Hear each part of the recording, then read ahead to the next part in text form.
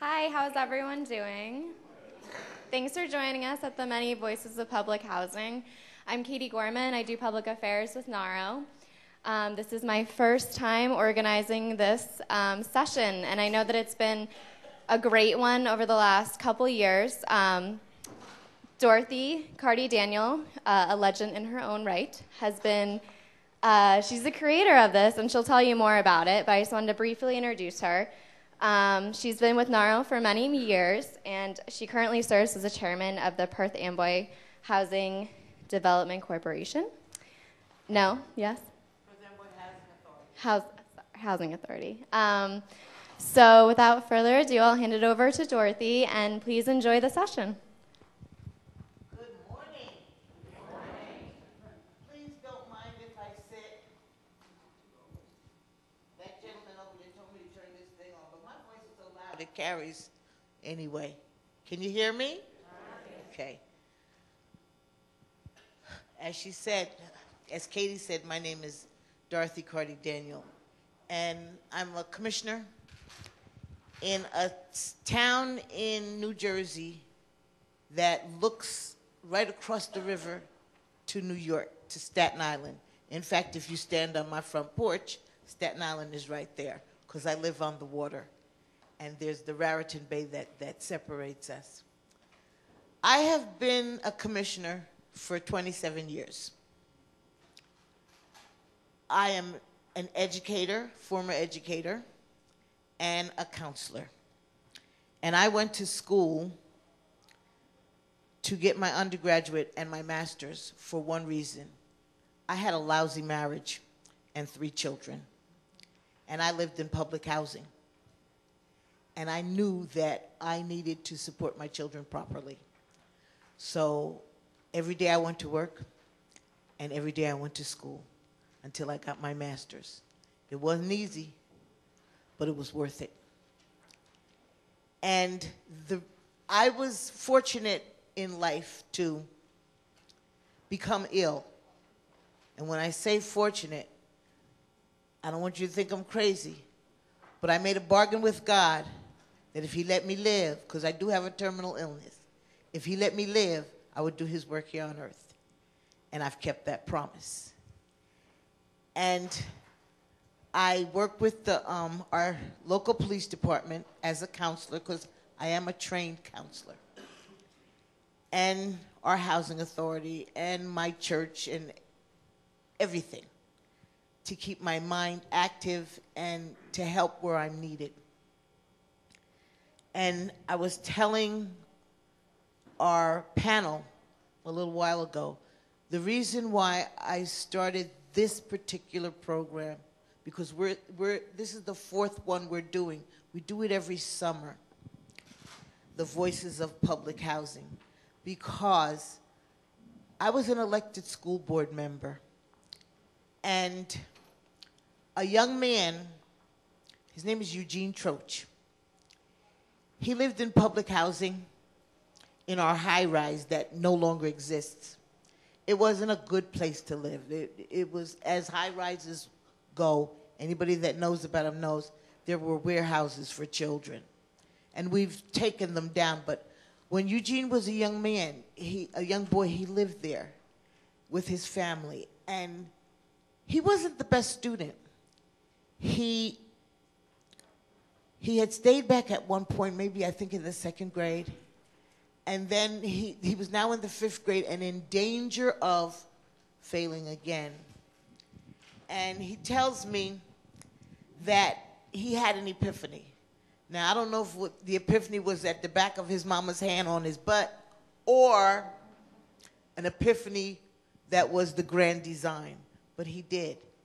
And he started to study, and he turned his grades around. And Eugene graduated from high school as the valedictorian of his class, the kids from the projects. Now, there's another part to that story that made me start this series. There was a girl in his class who had a grade point average just next to him. And her mother worked for the Board of Education. And she was not going to allow this Puerto Rican kid from the projects to be the valedictorian of the school. And that went back and forth for a week or so. And they gave in. And they made them co-valedictorians, and that bothered me because Eugene was the valedictorian. And you know what? He was very gracious about it. He accepted it for what it was. Today, Eugene is the attorney for the Supreme Court of the state of New Jersey. I get emotional when I think about it because he was one of my kids. I taught that boy. Well, you do know you're old when you've taught someone like him. I also taught our mayor, and I also taught our chief of police. So, but that means I can still tell him what to do sometime. But I was very grateful to have an opportunity to have a talk show on our cable station back home. And we live on the Raritan Bay. And the name of my show is Bay City Voices. And I've always wanted to do Eugene's story because I thought it was important that a kid from the projects can move through his life and excel. Because I know he wasn't the only one. There were many of us that did that. I lived there for 11 years because I was a fire victim, and I raised my children there. And that's where I went to when I was going to school to get my master's. I got it while living in the projects. We don't call them projects anymore. Now there are communities. But back then, they were the projects. I have the talk show, and I decided I was going to tell Eugene's story. And I started talking to people that I knew that grew up in public housing. And I ended up with a panel of 14 people, our mayor included, because my mayor grew up in public housing. And that was one great program. It was, because it's cable, you don't really have a time limit, but I expected it to be an hour. It ended up being an hour and a half because they just kept talking about their experiences and growing up in that kind of a enriched community. Because living in public housing, as if you heard Greg Mathis talk about it, back in the day, I was everybody's mama, okay? And I could control everybody's kids, and they mine. My doors were always open. I never locked the door to go to work. And I never had my house broken into. I stopped locking doors because my kids lost the key every week. And when you go to Mr. Deckoff, who runs the key store in our town, and as I walk in, he's already got the key ready for me because he knows I'm coming. You know, just don't even lock the door. So I lived in that environment, and I'm still very close to the people and the neighbors that we had. We all had each other's back. And it was a wonderful place to live. We had the swimming pool where all the kids came from all across the town to swim. We had the basketball courts where all the kids came to play basketball. It was a true community. And my daughter, who did the show for me, her and I had never really talked about it. But when she did the show, she said something that impressed me. She said it was the best years of her life. Growing up in Delaney Homes was the best years in her life. And I was surprised to hear her say that. Happy, but surprised. So I showed National Naro, the tape of the show. And that's how this got started. And we decided that we were going to take this show around the country. And in each summer, in every region, we were going to grow this phenomenon and get people from that particular region to talk about their experiences. And hopefully we intend at the end to make this into a documentary. So smile on the camera when you when you're talking, okay? So you could look good because you're going to see yourself someday.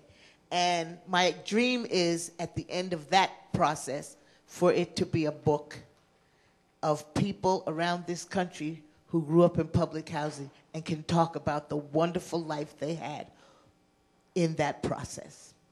So having said all of that, let me introduce you to our panel. We first have Leslie Nichols from Lexington, Kentucky, who, when she stands up, you'll understand. She is one of the best players in the history of University of Kentucky women's basketball. Leslie was a collegiate player and starter for Kentucky from 82 to 86. She's the only UK woman basketball player to be named to the All-Sec team 3 consecutive seasons, 84 through 86. During her 4-year career, Nichols left a lasting mark on UK record books. She ranked second on UK's all-time scoring list with 1,798 points. I don't even have that many dollars. God. Seventh on the all-time assist list with 322 assists, and second on the all-time rebounding list with 877 boards. You know, I'm reading this because I don't know what this means. I really don't. You see, I never needed to know about sports because I'm an intellect. You know what I know about sports? I ran the concession stands at the football games, okay? And I raised money for scholarships for the kids, but I didn't know what they were doing on the field. I never did. Anyway, we have Leslie, and we have a gentleman, or one gentleman named Sofam, and he has a large history, so much that it would take up the whole show for me to read it. But he came here from North Vietnam, escaping the persecution that was there. Oh, I'm sorry. South Vietnam. And he came with his wife and 2 children to the United States to start a new life in 1995. And his daughter is here with him, and her name is Lan Pham. And she will be interpreting for him. He has a nice little bio here, and they'll tell you some of his experiences. We also have a young lady named Hilda Sarver, and Miss Hilda, as she's fondly known. And she's one of the movers and the shakers in the Housing Authority. And if I know without even reading, she's the one that gets stuff done.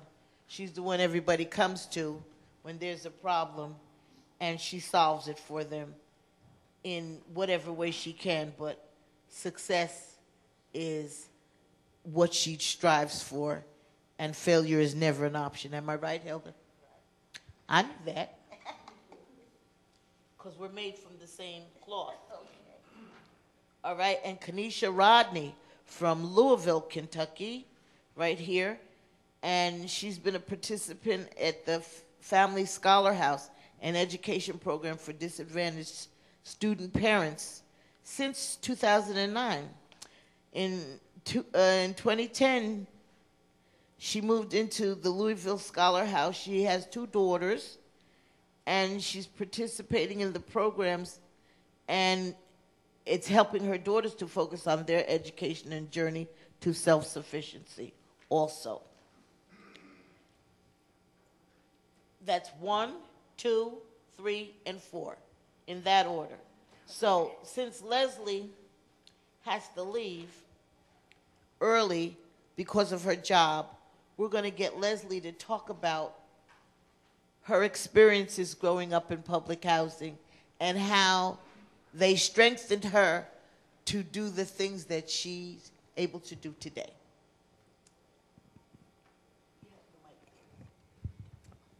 Thank you. Well, when I get ready to leave, I will, but thank you, Dorothy. I guess when Dorothy was reading my bio, I kind of felt like I'm known as a basketball player. I'm almost 50 and people still ask me, even who I went to high school with, do you still play basketball? Do you still play basketball? I'm like, I'm your all's age. No, I do not play basketball. I mean, I got gray running through. No, I do not play basketball. But I must say that basketball was a vehicle for me to get an education at the University of Kentucky and to just go on.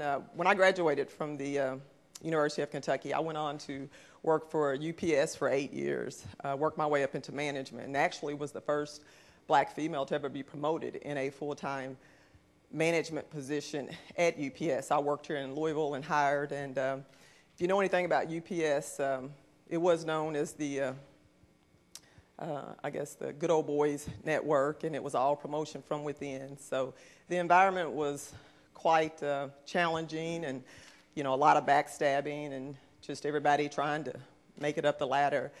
But I think I managed to just do it because of my ability to stay focused, and I have to reflect back on just my childhood and growing up in the housing projects. And I was born in 1964, and my mom said when I was 2 weeks old, we moved up into the Lexington East End housing projects, and I basically was there all my life. Matter of fact, my mom, she is on Section 8, and she kind of reminds me of Miss Hilda because she definitely believes in the housing authority, and she's all about, my mom's very frugal. I think she said at one time she was making $7 a week, and she saved like $2. And even right today on her Social Security, she still saves. But I guess, and of course, I grew up with the mother and father in the housing projects, and at one time, everybody was, that was the thing, everybody was moving out of the housing projects. But again, my mom's very frugal. She believes in living within your means, and she wanted to make sure that we had everything we needed. And my mom really didn't work. She stayed home and made sure that, we went to school and that we did our homework. And I'm actually one of one of four girls in our family. But my experience in the housing projects is kind of like, Dorothy, what you mentioned about your daughter. I mean, it was the best years of my life. And just having, I guess, the older kids, too, taking the younger kids under their wing and just being a role model, being an example. I can remember there were times where, of course, in our housing projects, there was just a full circle. And during the summer when it was warm outside, a lot of the older kids would decide to have like a little track meet, and they'd bring all the younger kids. Everybody would have their little events, and we'd have races around the street, which was our track. There was always different activities going on. Also, the older kids in our neighborhood, they would put on like a play every summer too, and that was really neat. They'd bring in the young kids, and just kind of watching them, growing up, going to high school, just doing everything that they needed to do. That really had a huge impact on me. And I think, growing up in the housing projects, and my mom, it just kind of helped me to be humble, but yet my dad was always very supportive and just a huge motivator in terms of anything we wanted to do. I have a sister who played basketball at Ohio State.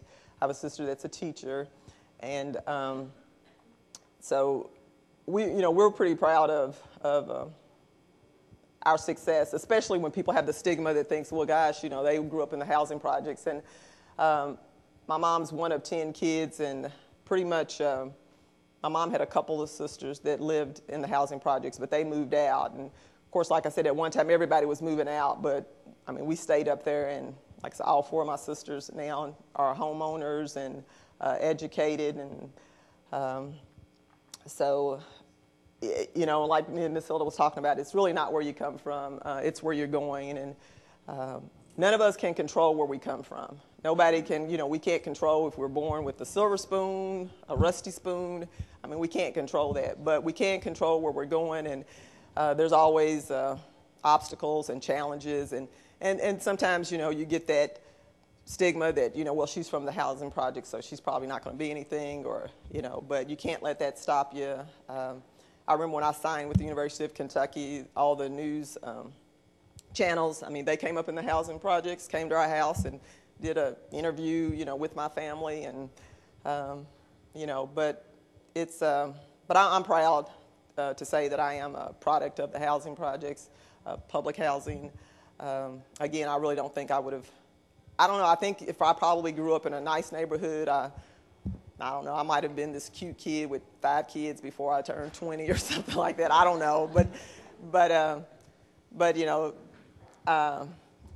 I'm not going to take up any more time. If anybody has any questions, but that's just kind of my experience. Thank you, Leslie. You have your mic? Okay, good. That's So Fam. Yes, my name is Sofa. I'm living in Bowling Green. That I can speak English very well. Behind me, my daughter, she translates. In the old time, I'm the soldier. Trước đây ba là lính. He say, in the past, he was a soldier, a Vietnamese soldiers. Vào năm 19 tuổi thì tôi đã cầm súng để mà chiến đấu cho sự tự do cho quê hương tôi. At the age of 19, he already held a gun and fight for the freedom. And then vì cái lý do gì đó thì năm 1975 thì cái sao Việt Nam mà bị đau. For whatever the reason is, 1975, we lost the war. The communists take over Vietnam. Và tôi đã ngồi tù trong trại tù của Cộng sản là hơn 6 năm. He was captured by the communists, and they sent him to the concentration camp, which is the prisons for more than 6 years. Cái tuổi đẹp nhất của con người là từ 20 cho tới 30, mà tôi hết 7 năm nằm ở trong tù rồi. He said that the beauty for age is ranging from the age of 20 to 30, but then several years he been captured and held it in the prison. Sau khi ra tù thì tôi làm bất cứ cái nghề gì để mà sống, kể cả những công việc nặng. Và quý vị có thể tưởng tượng được là trên vai tôi là trên 150 phao. He said after they released him, he do whatever it takes to support his family, to work, to support his family, do a heavy job. He can lift up 150 pounds on his shoulder. Anything, the kind of like overload pound it. Và cái cuộc sống tôi tự chừng là bế tắc rồi. Tôi không còn con đường nào sống khác. Ngoài không còn có thú vui nào khác. Chỉ còn làm việc nặng và làm bất cứ việc gì để mà sống. He thought his life is in at that moment, in at that time, because he feel like right there, there's nothing for him to enjoy doing in his life, just work and work. Và rồi thì vào năm 33 tuổi, vào năm 33 tuổi thì tôi lấy vợ. So at the age of 33, he got married and had children. Cả hai vợ chồng đều làm việc quần quật nhưng mà cũng vẫn không có đủ sống, và đồng thời đứa con đầu tiên ra đời.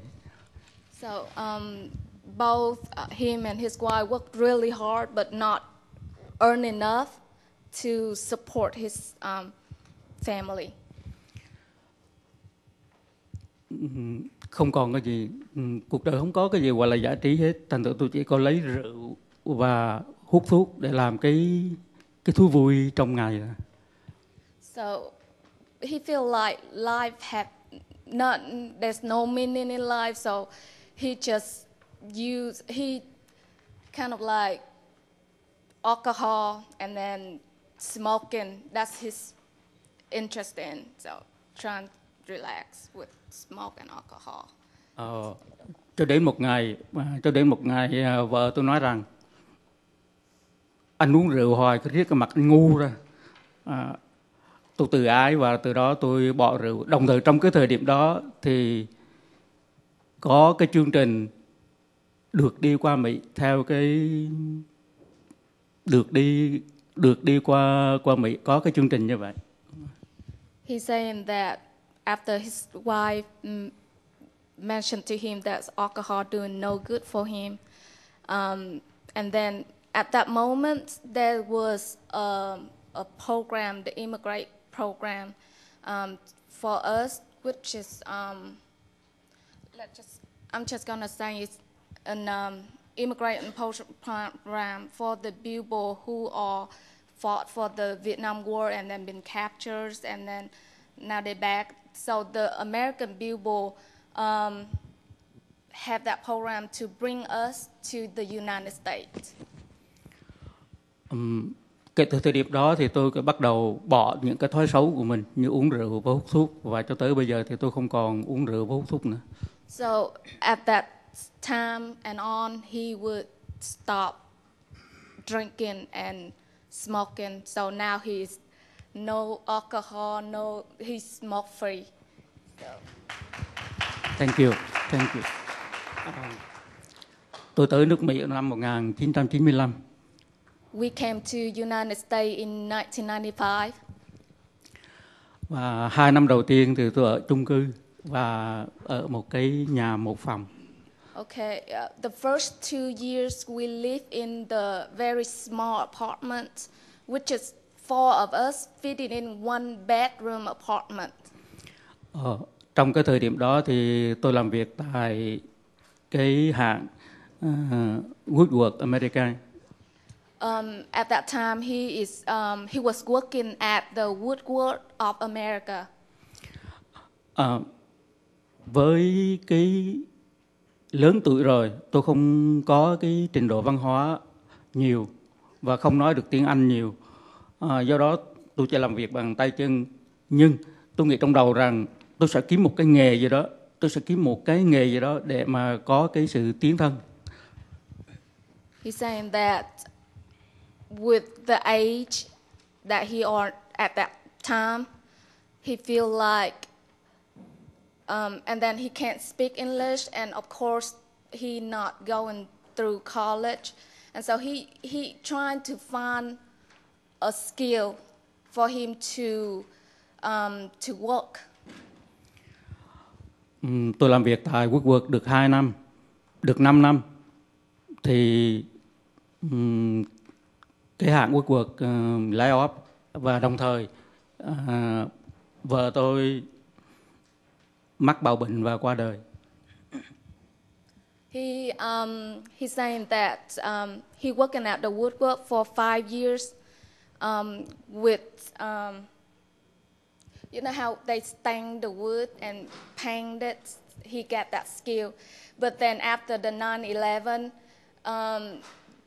the Woodwork company just, you know, they going down. So he lost his job, and at that time, also my mom, she got cancer and passed away. Cũng trong cái thời điểm đó tôi làm tại Woodward thì tôi học được cái nghề sơn. Okay. Tôi ở như vậy 5 năm để lo cho con tôi học xong đại học. Và cái ước mơ của tôi là con cái học hành đến nơi và tôi có được một căn nhà. Đó là ước mơ. Well, he didn't say, but I forgot to tell you guys, like after 2 years that we all live in the apartment, one bedroom apartment, we moved into the housing authority and lived there since then. He's saying that after my mom passed away, and then he helped with the housing authority, and then he going through the rich program.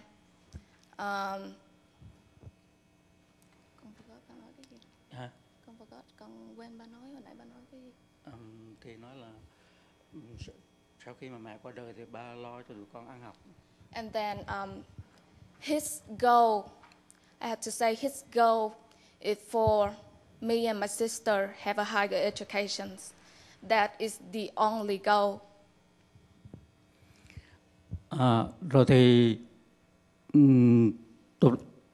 tôi được vào cái chương trình làm việc tại housing, bởi vì lúc đó thì trong housing nó có cái shop cabinet là đúng ngay cái sở trường của tôi, là tôi biết sơn biết đồ làm, thành thử tôi vào làm trong đó giống như tôi làm được hết cái sở trường của tôi, cái công việc của tôi.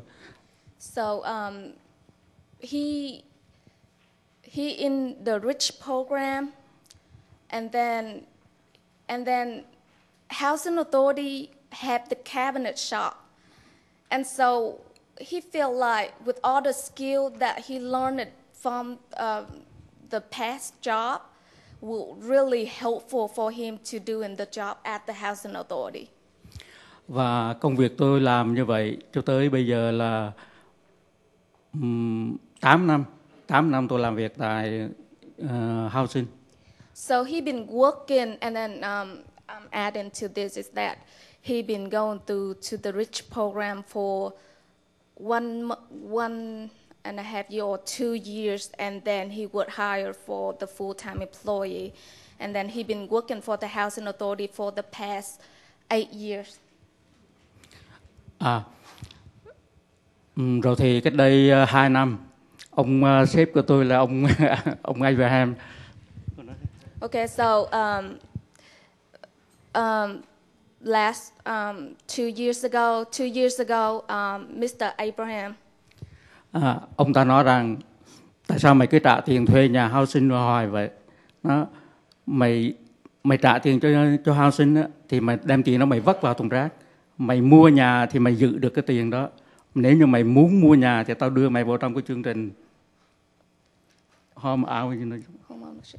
Okay, so Mr. William, which is Abraham William, and so he's the executive director of the Housing Authority of Bowling, would tell my dad that why are you keep paying the rent? You are having the ability to own a home instead of all that money that you pay in every month or like throw into trash. Why don't you just you have the ability, you have enough to buy your own home. And so he would introduce us into the home ownership program. Rồi thì tôi nghe lời ông và ông ta đã giúp tôi, và hiện tại thì tôi đang ở một cái nhà 1.775 square feet.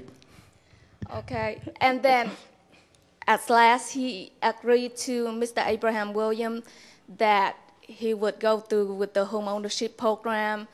We get the counselor. She really helpful of training us how to manage our budgets and everything. And then finally, we were able to own our home, which is 1,700 square foot home, really beautiful old home, but it's kind of like renovated, and I've added to it is that his dream home, which is he believed in feng shui, and then yes, and then all the home, all the house out there, it's like none of them that he really liked it in his way. And so Mr. William with the housing authority, they had that program, and they bought that home to renovate it. And then he said, so fam, if you want this house, we can do it in your way, whatever SoFam want, whatever SoFam want. So with all the, and I really appreciate, and I'm telling, we have several employees and member of the Bowling Housing Authority here today, and I would say we thank again there's nothing else that we can say but thank you. That would make our dream come true. He get his home in the way that he wanted, the feng shui way that he wanted it. So we lucky to have that.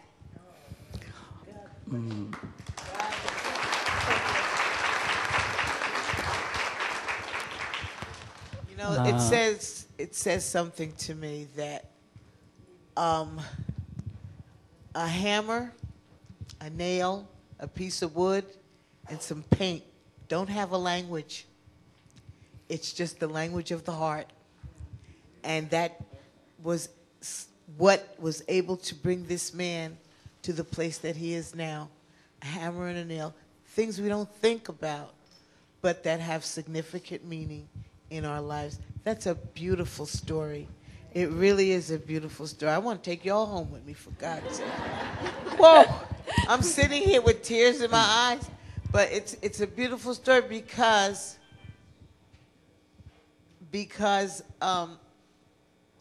we don't realize what might be happening in another person's house. We don't realize. We know what we see, but we don't know how deeply someone's heart can be broken and how simple things, very simple things, can repair that heart. And looking at that gentleman, would you stand up, please? Thank you. Now, you're the director of the Housing Authority? Yes. I've known you for years, but not known you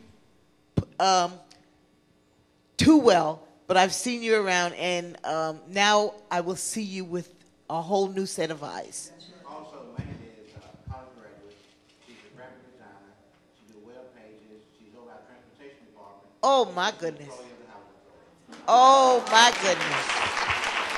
Oh, my goodness.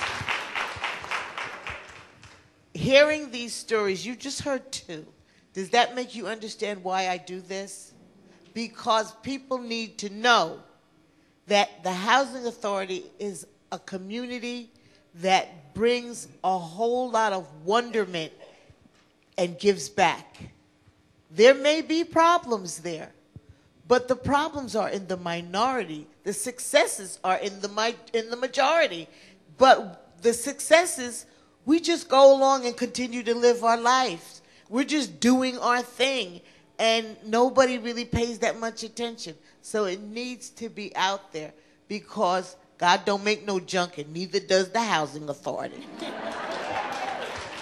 Thank you. Thank you. And then, nhân dịp này, tôi muốn cảm ơn cái lòng nhân ái của người Mỹ, sự bao dung của quý vị đã cho tôi cho gia đình tôi có được một cái ngày hôm nay, và giấc mơ của tôi đã được hiện thực. He just want to say that he would like to take this opportunity to say thank you all American people that have a warm heart brought us here, and then give us the opportunity to work, to earn, to live through the public housings, and have many programs which has helped us through and make our dream come true. Thank you. God bless you.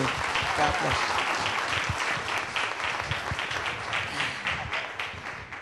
Oh, thank you very much. Well, I'm going to save you for the last, honey. Kanisha, would you tell us your story? Wow. You want me to follow that? Okay. We know yours is just as good. Don't worry. Okay. Well, my name is Kanisha Rodney. I grew up in housing, in the Housing Authority and housing community projects. I guess we won't call them projects. I grew up, I guess I was born in 79, so I grew up in housing around the 80s, and at the time it was community. You know, we walked to school, we had so much fun, you know, we all knew the rules, you know, you play hard, you play, but when the street lights come on, you go in the house. And everybody was just, you know, it was a community. You knew not to disrespect anybody's parents because they could potentially, you know, get you on your backside. So it was just, you know, A community, but unfortunately, also around that time, around the 80s, crack cocaine was introduced to the community that I particularly lived in, and it was something that was difficult for my family. My mom was a single parent. She had me and my sister, and she just sort of lost focus and sort of went down that track. We did not have to see her go through that. She sent us off to our fathers, but you know, she got herself together. She got her life on track. She had enough college credits to at least obtain an associate's degree, and she was able to find a decent job to where we were out of the housing projects. And, you know, so we thought, you know, I'm thinking, yes, that stigma is gone, you know, but I mean, looking back on it, I never knew I was poor. I never knew that I didn't have anything else that anybody else had, because we had love, we were taken care of, we ate well, we were housed, we were warm. So I never knew that until other kids started saying things that I was, you know, any different from anyone else. So, you know, I grew up, got married, had 2 beautiful children, was just loving life, not even thinking about anything. But 7 years later, my happily ever after ended. And I learned very quickly that I was out of poverty because of his income and not necessarily because anything I was doing. I had the awesome privilege to be able to stay at home with my children and to raise them. And I just didn't know that, okay, well, here I am now, and I'm back in this poverty situation. I got a job. I knew that I had a good job, but I knew that I needed a career. I needed something to be able to give my children the life that I wanted them to have. And so I went back to school. Monday through Friday, I saw my children about 4 hours a day. An hour to get ready for school. I dropped them off at school. I either went to school or to work. And at about 5 o'clock, a little after 5, I would pick them up from daycare. So, and then after school, we ate dinner, we did homework, we did baths, and they were in the bed so I could do my homework. And that was our life for a couple of years. It was very difficult. Saturdays, we packed in everything we couldn't do during the week. So grocery shopping and just everything else that couldn't get done. So our Saturdays were pretty taken. And then Sundays, we spent morning service at church and evening service at church, because it was very important for me to give them that foundation as well. So I knew that I finished my associate's degree at Elizabethtown Community and Technical College, and thank you. And I knew that I needed higher education. I called the University of Louisville, which is where I had been accepted, and I asked them if they had single-family housing, and they said, no, we do not. The lady proceeded to give me some of the apartments around campus, and I just knew I couldn't afford it. I knew I needed to go to school full-time because I needed my degree fast. I needed to be able to raise my children, you know, without the stress of school and everything. And so she said one thing. She said, well, there is this program, and she only knew the name of it. She didn't know anything else. So I had to get on the computer, and I searched and searched, and I found it. And it was then called Project Women. It's now called the Family Scholar House. And it is an educational program with a housing component to it. And they assist low-income parents in obtaining their bachelor's degree and, you know, to obtain the higher education to end the cycle of poverty. So I got on the waiting list. I showed my face. I did everything I could. They don't have a traditional waiting list, which was great. So they just sort of went off of your interest. And I finally did get my housing call. I've been in the program for a year. I've had a 4.0 GPA, 2 consecutive semesters. Thank you. I will graduate in May of 2012 from the Kent School of Social Work at the University of Louisville. And that summer, a couple weeks after I graduate, I'll start my master's program. So I'm very excited. And I know that one of the things that Leslie mentioned, growing up in housing, you learn humility. Very, humbling experience. But also, I learned to be resilient. I learned very well, how to just bounce back and how to, if you want something, you go for it. You pray, you ask God, and He will reveal to you how to get to where you need to be. And that's what happened with me. My kids now, they're like, Mommy, we want to do this. They're in Girl Scouts. We have time. The program has really given us our time back and our family, unit back. I go to school full time. I don't have to work. And I'm there for my kids. I'm there at their school. So our quality of life as a family has been increased. And I'm in public housing again, but it's a stepping stone for me to get to where I want to be. And it will be something a platform that I will use to encourage other single parents or anyone living in public housing that, it doesn't make you who you are, and there's no shame in being there. You, like she said, it's it's not where you're from, but where you're going. And I just want to keep moving forward and showing my daughters, that this is a part of who we are. This is a part of our life.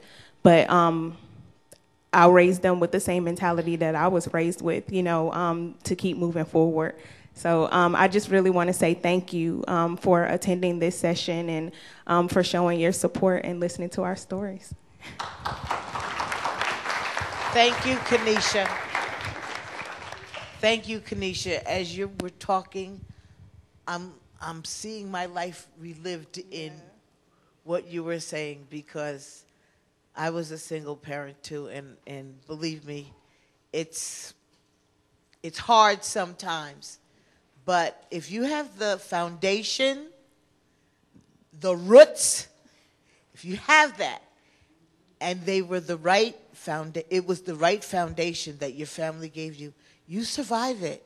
You survive it. You manage to get through what you have to get through, and you've done that. Thank you. And God bless you. Thank you. I appreciate it. Now we have Miss Hilda. Miss Hilda, talk to us. All right. My name is Hilda Sovereign, and I'm from Bowling Green. And you want to hear my story? Well, I married young, and I'm the mother of 6, 4 girls, 2 boys. I'm like Kanisha. My Prince Charming left after the 6th child, and I was left all alone. Didn't know which way to turn. But something within me said, look up. Look up, don't look down, and keep moving. And I done that. I raised my 6 children. I moved into housing in 1971. And my papers say 74, but I moved in April of 1971. I had already had a daughter that had graduated from high school, and I had moved in with one with all her graduation stuff first, because she graduated the next month. In raising my children, I worked several jobs, not just one a day. Sometimes there was 3 jobs a day. And if I could find something to do later at night, I did. And I even washed dishes in a restaurant. And like Kanisha, I didn't see my children a lot because I'd leave home like 7:30 or 8 in the morning, get home like 4:30 or 5, and see them long enough to warm up what I had started earlier and go on to the night job. And I done that for several years. That was before I moved in housing. I had a job at a drugstore. I worked there 26 years. And I moved in housing, and after moving in housing, my children come home one day and said, this one and that one is talking about we're so poor, we're in the projects. I said, projects? What are you talking about? A project's something you work on at school. We live in a community. I don't live in no projects. I said, I don't know where they lost it at, but when I moved in here, I thought it was Astronaut Village because all the streets was named after astronauts. All of the astronauts, Conrad, Shepard, McDivitt, White. You know, what project are you working on other than living? Go back and tell them, I live in a community because that's where you're living. And then tell them, come over here, join you. And I said another thing. I said, these that's making fun of you, is that some of them that's been here to play? So I let that pass by. I went on. My job at the number 7 ended in 76 because of an illness. Not because I wanted it to, but because of an illness. And I was down for a few years. Like Dorothy, I have a serious illness called lupus. So do I, darling. And I don't look sick, but I am very sick. But you know what? The same thing that I felt when that husband walked off and left me with those 6 children, I thought, look up. And I looked up, and I continued to look up. I still look up. You know, after getting sick, they put me on disability. That meant retirement. That really hurt me because I'm like a maggot. I can't sit still. I have to be doing something. And I had some real problems. I had a real sick son, took care of him, and he died. I'm not ashamed to tell anybody. My son died with AIDS, but he was mine. And I took care of him. And I was so afraid when he came home that I didn't know what to do. I was afraid that I was going to be put out of housing. But I received an executive director that told me, he's yours. And you take care of him. That was Abraham. Well, you know, after that son passed away, I could feel myself getting depressed. And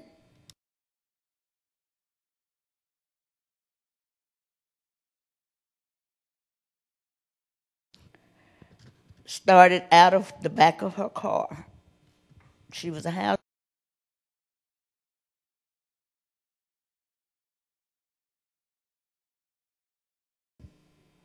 Or a pair of shoes. And they had to make a choice. So she come up with an idea. And we started a clothing bank. First it was a food and a clothing bank. We ran it. She had a sick husband. Till she couldn't do it anymore, so we stopped. Then, I think 2004, Mr. Williams came to me and asked if he gave me a building if I would take it over. I said, yeah. We named it Miss Annie's. And, you know, there's some days I don't have but 2 or 3 to come. But my heart says there's somebody else that needs you. My phone will ring. And I'll be at home busy, and I'll get up and go back to the store to give away whatever they need. But you know, in doing all of that, I missed something. In 2001, I joined a group called the Foster Grandparents. And I trained at a place called Head Start. And they wanted me to stay. It's little bitty children. I said, no, don't want none of that. I don't want none of that at all. Well, they said, well, what? We're going to send you to a school. No, you're not. Well, Miss Sarver, what do you want to do? I said, I thought I was talking about a place called day treatment. I said, I want to be with those boys and girls that are in trouble. They need somebody. Well, we don't have nowhere to send you. I said, okay, I'll quit. Well, you can't quit. Yes, I can. Well, one day they called me after about 2 weeks, and they called me and they asked me, can you cook? I said, yeah, I think so. I worked at a place for 26 years. So we got somewhere for you to go interview. I went, I interviewed, and I've been there 11 years. And their young men is like a prison facility. It's a group home. And these young men have been in trouble. They've been in places called Adair and Cumberland Lake and different places. And they come there for independent living. And I'm the grandmother. And I get to do that along with the clothing bank. And you know, and in living in the housing, I stop and I think, my children, I was telling them about me coming here, and they were saying, well, you know what, Mama, we wish we could go with you because we have had the best time in housing. We done this and we done that. Mama, you know what? Out of us 6, we've never been just 6. What do you mean? Mama's always been somebody else here. It's always been 2 or 3. Because if there's a young lady in the neighborhood that it can't get along with its parent, or its parent has got a problem, I take that child. I take it. So, as I said, my church, I'm constantly doing something at church. I'm secretary clerk to my church, been there for 37 years. And I'm over the kitchen, and I love it, every minute of it. I'm on the Housing Authority Board. I'm a resident commissioner. Love every minute of it. I think every year, well, they're going to put me off. They'll have a voting, and I'm still on there. Now, I lost last month now. I see on my thing, it says I'm the vice chairman. I'm not anymore. But you know what? That don't bother me because I'm still a commissioner. I'm interested in where I live. I live in a community. And I want you to know that living in the housing authority, not the projects, it's not a project, it's a community. And living in that, I feel like I'm just as rich as anybody else. I don't think I'm any different to anybody else because I have a decent home and I might not have everything I want, but I have everything I need. And above all, I have God on my side. He woke me up this morning. He didn't have to, but he did. I'm sitting here now in so much pain I can't hardly move, but I'm still here. And you all pray much for me that I'll be able to keep Miss Annie's going, because somewhere there's somebody that needs it.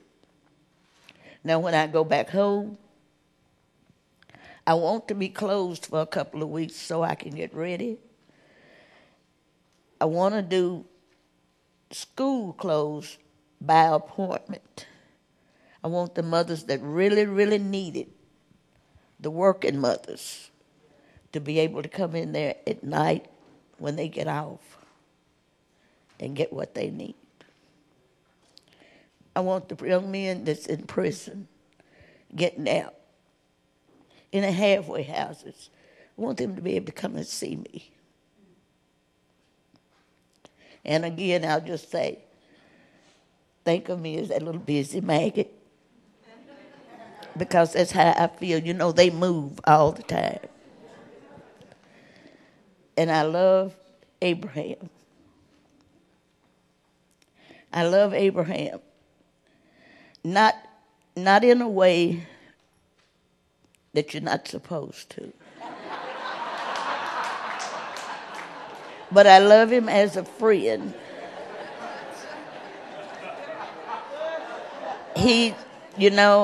Abraham will fib to you if you let him. He'll tell folks, that's my wife. Or she done so and so and so. But all of that lets me know he loves me too.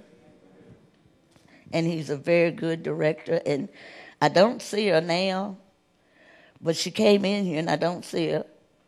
But I wanted to know I love her too. That's our housing manager. That's Miss Gull. I don't know where Kathy is, but she's in here somewhere. There she is.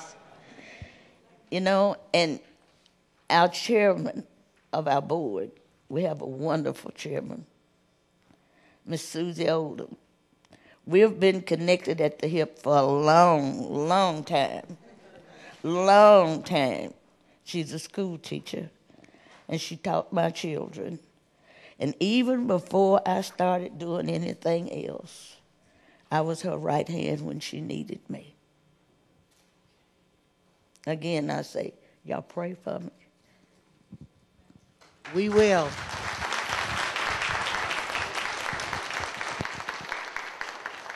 Miss Hilda, that was beautiful. And the irony of this is I never met these people before. We spoke on the phone, we had a teleconference, but this is the first meeting that we've had, because when we go around the country doing this, I don't have access to those people because I live in New Jersey. So I asked through NARO, the region, to find me the people.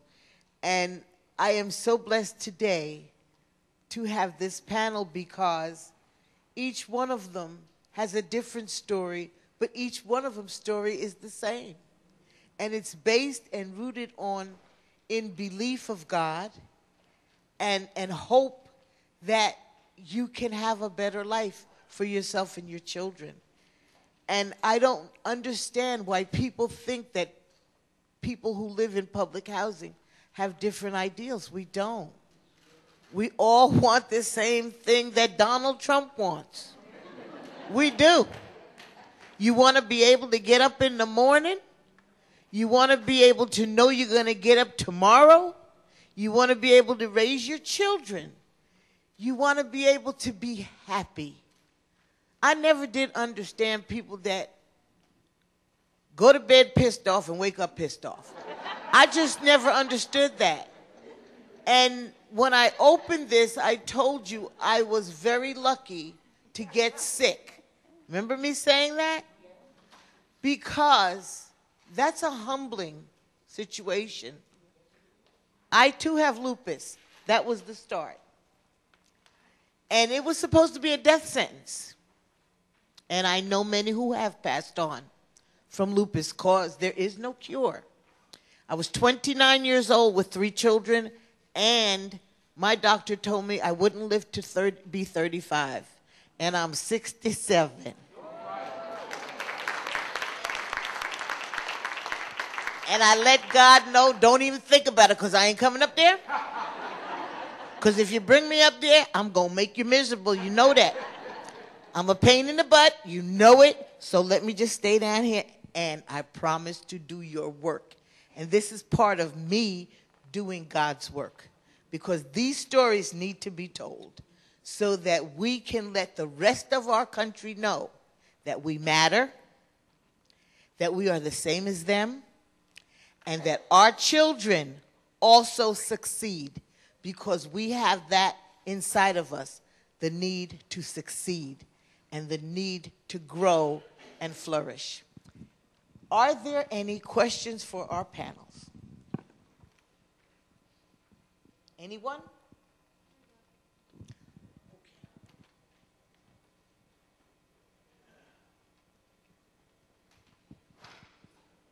I came in a little late, so I didn't quite get the panelists. Are they all from one housing authority, or are they from different locations? Where? May we know? Leslie, the basketball player, she had to leave. She's from Lexington, Kentucky. Sopham is from Bowling Green, Kentucky. Kanisha is from Louisville, Kentucky. And Miss Hilda is Bowling Green, Kentucky. So are they all like from one housing authority? No, different. Those are different cities. Oh, those are different. Each city has their own housing authority. Thank you so much. Are there any other questions? No questions, but just congratulations to each of you. I'm loud enough. No, they need to hear it on the tape. Yeah, congratulations to each and every one of you. Just the success stories that you give to all of us is amazing and inspiring. And I really just want to thank you. I'm from Tampa, Florida, and I was sitting up here when Mr. Pham was speaking, and then when Kanisha gave her story, and Miss Hilda, when you gave yours, just like that, sniffing, because it was so inspiring. And thank you so much for all that you're continuing to give to all the communities that you live in and to us.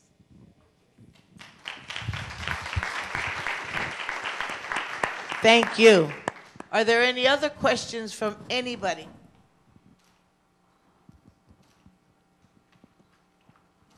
Hi, thank you. I'm Jackie. I'm a chair commission for the Richmond Housing Authority in California. And the state of California is getting ready to release thousands of inmates whose families live in public housing.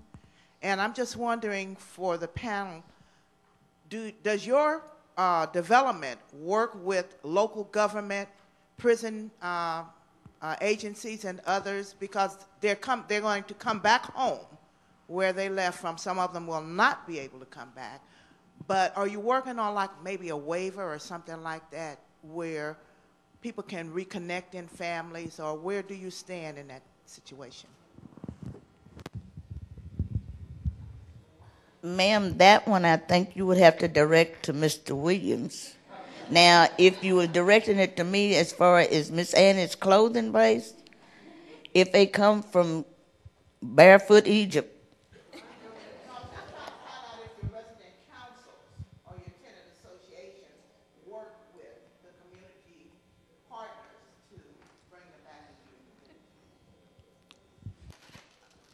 We do work, but again, there's guidelines that we have to follow, that we can't do. But Ms. Hilda's through our Ms. Annie's place, prisoners who've been released, ladies in domestic abuse situations, they can come there and get everything free. And again, when she's talking about our shelter, it is a 4-bedroom apartment that's full of clothes that be donated over here. We don't charge anybody for anything to go in there. So they can come in and get exactly what they want. We've been approached by a couple drug cases, but I have to be careful. Just like most all the directors, I just want to put anybody next to, because my mama, my sister, my brother, my first cousin might have to live there. So we try to help, and we are a partner. And just one other thing I'd like to say about Fam, he talked about Vietnam, but I'd like to say that he is a U.S. citizen, him and his daughter also. They got their citizenship.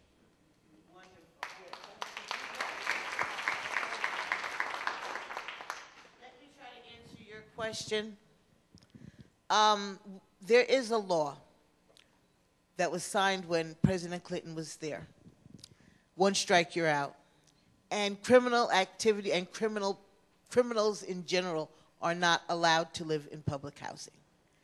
And we will not break that law. One of the things we do is give a lot of counseling, home ownership. In my town, and I have a small town, it's only 4.4 square miles, and now they say, with this last census, that we have 55,000 people. I know there's 75,000, but they're hidden in the basements. But anyway, we have a family self-sufficiency program and counselors who will walk our families through the journey to home ownership. But if you don't want home ownership, there are other avenues that they'll walk you through. And it's open to the public. We don't just do it for Perth Amboy, we do it for people from the surrounding area. If someone was coming from a prison and they needed some guidance in how to get this done or what avenue to take to get to here, we could help them that way, but we could not house them. Okay? I hope that helps you. Are there any other questions? In response to the inquiry for the lady from California, I work with the Alachua County Housing Authority in Gainesville, Florida. Not public housing per se, we have both Section 8 and public housing, but we have received funding from our local jail system through the Department of Justice, and we do a program which is called No Wrong Door, where the Housing Authority provides housing for non-violent offenders who have been released from the local jail, not from prison. We rent properties from private landlords. We place men and women in different houses. The houses are furnished. This is in conjunction with court services. They are all on probation. They have to adhere to their probationary terms in addition to the Housing Authority rules and regulations. Because it's scattered sites, we have not run into that many problems. I think if more people in the community knew what we were doing, we'd probably run into problems. But as I said, it's scattered sites. And of course, the funds are valuable in the private market right now. The landlords are willing to rent to us. So that may be an option if you're able to get some funding from the Department of Justice. But I imagine if there were to be a single site that were to house them, you would probably run into some NIMBYism, some zoning concerns, and others. So that's maybe a kind of quiet program that might be able to assist. Okay, thank you for that information. We're getting ready to wrap up now, but for all of you women out there who've listened to the testimonies, men too, but especially right now, I'm saying something to the women. When you think it's hard, it's not as hard as you think it is, because somebody else got it worse. I can promise you that. And if you're patient and you trust in God, you will get your rewards, okay? I had a lousy marriage. And then last year, I got the best phone call of my life. They called and told me my husband was dead. That was the best phone call I ever got. But you know what? I was patient and I waited. And in the end, you win anyway. And I'm still alive. I was the one that had the death sentence at 29, but I'm still here. Thank you, Jesus.